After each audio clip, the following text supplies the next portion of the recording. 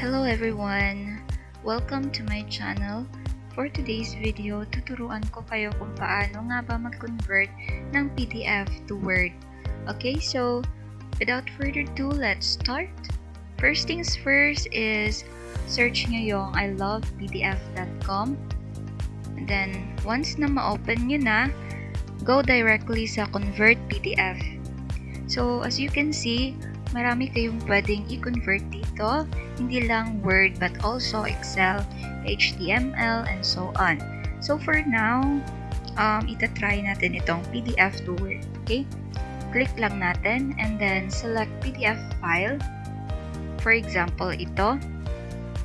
Open natin. So ito yung laman ng ating PDF, no? Resume siya. And we are going to convert it to Word.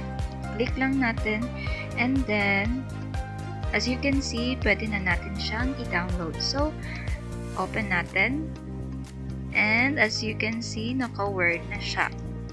So, ganun lang kasimple guys. Pwede nyo tong gamitin for your school or for your work. So, no need to log in kasi free naman siya.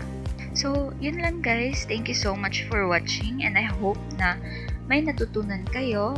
And please subscribe my channel. Thank you so much.